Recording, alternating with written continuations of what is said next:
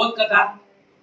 आता शांतपणे ऐका. 5-10 मिनिट 7 मिनिटाची बोधकथा आहे. किती मिनिटाची? 7 मिनिटाची बोधकथा आहे. एवढ्याचा सार. बोधकथा म्हणजे आपल्या पूर्ण जे वाचन केलं ना याचा सार. हा, तर बोधकथा आहे.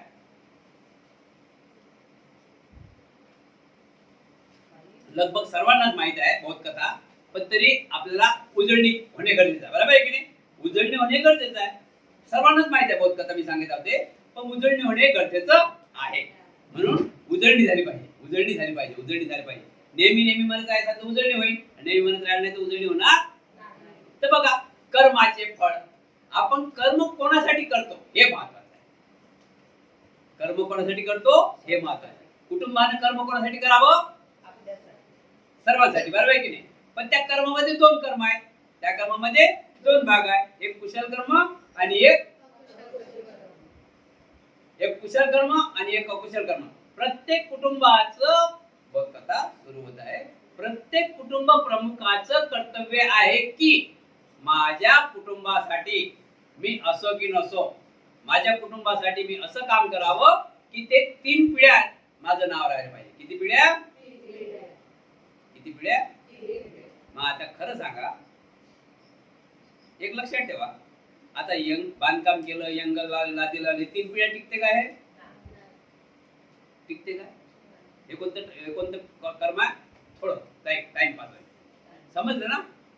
एक लाद्या लावल्या, यंगल लावले, त्याच्यात हे लावलं, त्याच्यावर डबल केलं, तर हे टिकते काय? 3 पिढ्या. 3 पिढ्या कोणतं टिकते? फुटिंग पासून कॉलम उभे केले, त्याच्या भरपूर हे दगडाजवळ त्याच्या आजही सिद्धार्थनगर मुंबई इंग्रजांनी बांधलेले आहे. कोणी बांधलेले आहे? अजून आहे ना. मग आपल्या कुटुंबाचं प्रमुखाचं काम काय आहे? काय काम करायचं असते?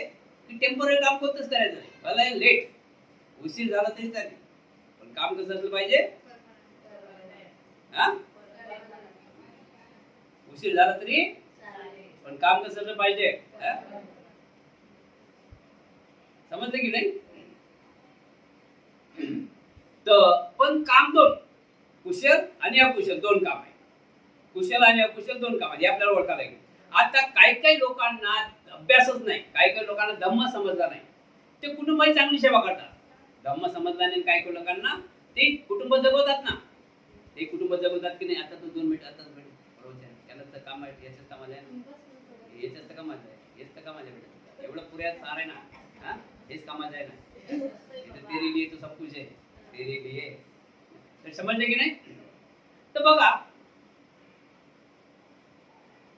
जीवन जगतात जे कुटुंबाचे प्रमुख आहेत ते सर्व काही सुविधा माणसाला आणून देतात. कुटुंबामध्ये कोणाचं काहीच कमी पडत नाही. एक उदाहरण, एक 6 लोकांचं कुटुंब आहे, 6-7 लोकांचं कुटुंब आहे. कुटुंब प्रमुख येत असते ना. हा, कमावतात आणतात, पण ते चांगलं सर्वांना लक्ष देतात, सर्वांना कपडे लागते, सर्वांना खाना पिना, सर्वांना. बरोबर आहे की नाही? पण त्यात काही गोष्टीत फरक आहे. म्हणजे चांगल्यात आणि वाईटात फरक आहे ना. जीवन जगणे यातच फक्त फरक नाही. तर काय झालं की वाल्या कोळी होता. कोणता कोळी? समजून राहिला आता भाषा. वाल्या कोळी त्याचे आई वडील होते, त्याचे कुटुंब होते, मुलं होत्या, मुली होत्या. मग याचा काय करायचं? याचा धंदा कोणता होता? रोडवर जायचं, रस्त्याने लोकांना लुटमार करायची, त्याला मारहाण करायची. आणि एक माणूस मारला की त्याचे राजन माहिती आहे? राजन, मातीचे राजन, माठ म्हणतात ते मोठे मोठे. तो एक माणूस मारे, एक खडा त्यात टाके. ध्यानात राहण्यासाठी एक माणूस मारे, एक खडा त्यात टाके. जसं अंगुली मारलं, पण तेच काय अंगुली मारायची म्हणून काय तशीच आहे. अंगुली मार काय करे? माणसाला मारे आणि त्याची अंगुली एक कापे गळ्यात टाके. म्हणजे माणसाला त्याला माहित पडे की आपण किती अंगुली झाला म्हणा, किती माणसं मारले म्हणून. उंगली म्हणून त्याला अंगुली मार म्हणत. तर असा वाल्याकुडी होता. त्याच्या कुटुंबासाठी, त्याच्या आई वडिलांना सुख देण्यासाठी, मुलांना, पत्नीला, म्हणजे खूप आरामात ठेवायचा तो. कुठंच जाऊ नका. समजलं ना? कुठंच जाऊ नका. अशा प्रकारे खूप छान प्रकारे आई वडिलांना आणि पत्नीला, मुलांना खूप छान प्रकारे तो सांभाळ होता. पण त्याचा व्यवसाय काय होता? लोकांना मारायचा.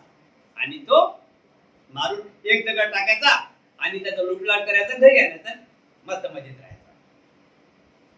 कधी लाख आहेत तर कधी 50 आहेत तर कधी 25 आहेत. बरोबर आहे की नाही?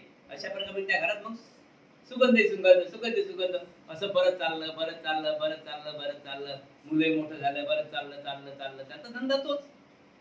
सकाळी उठला की रस्त्यात त्या ठिकाणी त्याचा काही रस्ता त्या ठिकाणी जायचं, माणसं मारायचा, लुटलाट करायचं, सामान घेऊन घरी यायचं असा. तर याचे बरेच दिवस झाले, असं बरेच रत्न भरले, राजनं भरले, असं 7 राजनं भरले. किती राजनं? 7 राजनं भरले. आता एक संत महात्मे चालले त्या रस्त्याने, यानं पाहिलं की म्हणे आता त्याला काही घेणं नाही, किती आहे त्याला घेणं नाही, किती असो पण येते माणसा जो काही नाही तो पैसा आहेच की नाही. कोणाजवळ 10,000 असते, कोणाजवळ 5,000 असते, रोडनं कोणी माणसाला पकडा, माणूस खाली आहे का? कोणाजवळ 100 असते, कोणाजवळ कोणाजवळ 10,000 असते, कोणाजवळ 50,000 असते, बरोबर की नाही.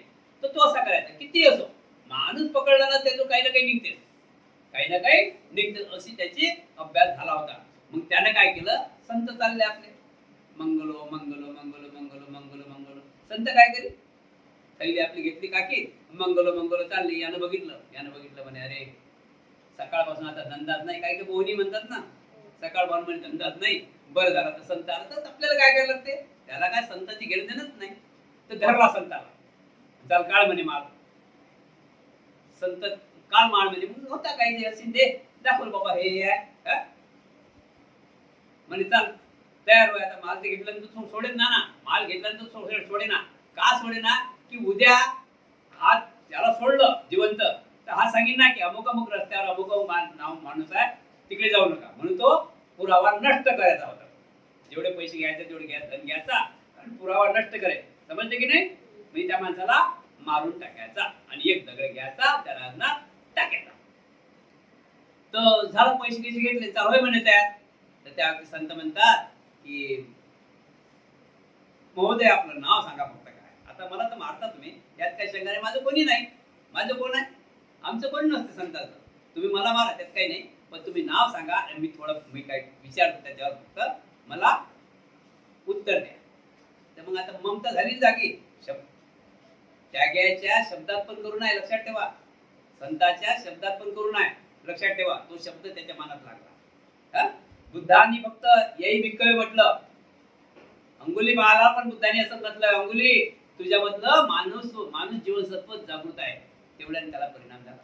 तसं या संतांनी सांगितलं ओली कोळीला की मी सांगतो त्याचं नाव सांगा, मी सांगतो त्याचं प्रश्नाचं उत्तर द्या आणि बोला म्हणे महाराज काय काय म्हणजे तुम्ही हे माणसं मारली. त्यांनी सांगितलं ना, सत्य सांगितलं की बघा म्हणे माझा व्यवसाय, माझ्या घरी आई आहे, बाबा आहे, आजोबा आहे, आजी आहे, पत्नी आहे, मुलं आहेत, मुली आहेत, मेवणा आहे, अमुक आहे, डमुक आहे, टमुक म्हणजे काय, एवढं कुटुंब म्हणे मी एकटा पोचतो, म्हणजे खाऊ पिऊ घालतो त्यांना. तर मला हे काम करावं लागेल, मला कदर नाही, दया नाही, माया नाही. जर मी हे काम नाही केलं तर माझे आई वडील उपाशी राहतील, माझी पत्नी उपाशी राहील, माझी मुलं नाराज होतील. तर त्यावेळेस संत म्हणतात की खूप चांगलं काम आहे, बहुत बढिया, तुम्ही ते करता, आई वडिलाशी करता, पत्नीसाठी करता, मुलासाठी करता, खूप आम्हाला आदर वाटते, खूप चांगलं काम करून राहिले तुम्ही. काहून तुम्ही लोक जगवता ना, चांगलं काम करून राहिले. पण एक सांगा, मला तर मार, पण तुम्ही ज्याच्यासाठी करता, तुम्ही म्हणता आई वडिलाशी करतो मी, आई वडिलासाठी मी माणसं मारतो, लुटतो, पत्नीसाठी माणसं मारतो, त्यांना पत्नीचा सुख शांती ठेवण्यासाठी, मुलांचा सुख शांती ठेवण्यासाठी मी असं हे काम करतो. तर म्हणजे प्लीज मला तर मारा, मी कुठे जात नाही, मी धनता, मला मारा, पण तुम्ही कोणासाठी करता हे सांगा. मग त्याला सांगितलं ना, मुलांसाठी, पत्नीसाठी, अमुकसाठी, आई वडिलांसाठी, आजोबासाठी, नातवासाठी गेले, जा म्हणजे विचारून या. घेतलं वचन, त्यावेळी वचन जास्त होते, घेतलं वचन आणि मी जाणार नाही तुम्ही आल्याशिवाय, घेतलं वचन, जा. हा घरी गेल्यानंतर पप्पा आई गेला म्हणजे बाबा आई मी असं असं करतो, यात तुमचा हिस्सा आहे की नाही. आई बाबाने कानावर हात ठेवला, समजून नाही ना आता एवढं समजत ना, कानावर हात ठेवला. आम्ही म्हणतो का तुला माणसं मारून आम्हाला खाऊ घाल, आम्ही म्हणतो का तुला माणसं आणून आम्हाला खाऊ घाल, नाही. आई वडिलांना काय म्हणे आता, पुढे गेला माहिती आहे ना, पुढे गेलं तर माहित पडलं, पुढे गेला ते चटकन ध्यान ते जाणार, माहित पडलं पुढे गेला. म्हणजे हे करून आले मी, एवढं हे आणलं तुला, माळ आणली, इथून इथपर्यंत साकड्या दे ना बऱ्याचे काही तामून डमू, साकड्या माहित पडल्या ना, तर साकड्या तिकडे इकडे म्हणजे हे केलं म्हणजे आम्ही म्हटलं काय, मी म्हटलं का म्हणजे मी सांगतो तुम्ही आणत गेले, मी सांगतो तुम्ही आणत गेले, हा? तुम्ही आनंद गेले मी सांगत गेली, तुम्ही आनंद गेले मी सांगत गेलं, असं आहे ना. आणि ते तुम्हाला माहिती आहे नवीन नवीन. हा? तू फक्त मागच, माहिती आहे ना मंगाचा आपला विषय, मंगाचा विषय तसा नवीन नवीन ना. आता नवीन नवीन तू तू पण तसं असते ना. तू फक्त सांग, पप्पा काय सांग फक्त तू. हा, काय काय म्हणतात कधी कधी काय म्हणतात माहितीये काय, तू सूर्य चांदी ज्याचे जपते काय पण ते बोल आहे नवीन बरोबर ना. एप्रिल मध्ये होते, मे जून मध्ये आहे फक्त. तू काही सांग, तू सूर्य तारे पहिले हात पोचायला पाहिजे. जून मध्ये नाही, जून मध्ये मग म्हणतात ना दूध दूध जाय पाठव कोणाला, पाऊस चालू असते ना, पाऊस चालू असते असं करतात. तर गेला म्हणे असं असं आहे, तू काय भाग कानाला येतात म्हणे, आम्ही सांगतो रवा, तुपाचा रवा तुम्ही आणला मी बनवला, तुम्ही खाल्ला मी खाल्लं. मुलाजवळ गेला, सर्व करता करता सर्वांनी गेला, सर्वांनी हात केला. मग त्याला समजलं की अरे मी कोणासाठी करत आहो. गेला महाराजच्या पाय धरला म्हणे, महाराज माझं चुकलं, हे सर्व पाप म्हणे मलाच करायला गेले, मला मी सर्व पापाचा भोग्या हो. त्याला पश्चाताप झाला, तोच वाल्या कोळ्याचा वाली ऋषी झाला. म्हणून माणसाने कसं राहावं समजलं. भगवान बुद्धाच्या धम्मनगरीमध्ये, भगवान बुद्धाच्या धम्मनगरीमध्ये आपण आपल्या स्वतःला कवच कशाचा करायचा आहे, शिलाचा. कोणता कवच करायचा आहे, रस्त्याने चालले बसता उठता शिलाचा कवच करायचा आहे. शिलाचा कवचाने कोणताच बाण लागू शकत नाही, कोणाची तलवार चालू शकत नाही, कोणाचा भूतपरी त्याला लागू शकत. शिलाचा कोट आपल्या अंगात असला पाहिजे, आपण सिलवान म्हणलं पाहिजे, आपण गुणवान म्हणलं पाहिजे, आणि मग जीवन जगलं पाहिजे. खूप जीवन आनंदात जीवन जगू शकते. पण आणि जो शॉर्टकट मार्गाने जाते त्याच्या जीवनात काही मजा येत. आपण बघतो ना आधी शॉर्टकट मार्गात जातात 40 वर्षात 45 वर्षात, त्या जीवनाला काही नाही. त्या धम्मदेशने तुम्हा सर्वांचं कल्याण हो, मंगल हो, मंगल सुखी हो.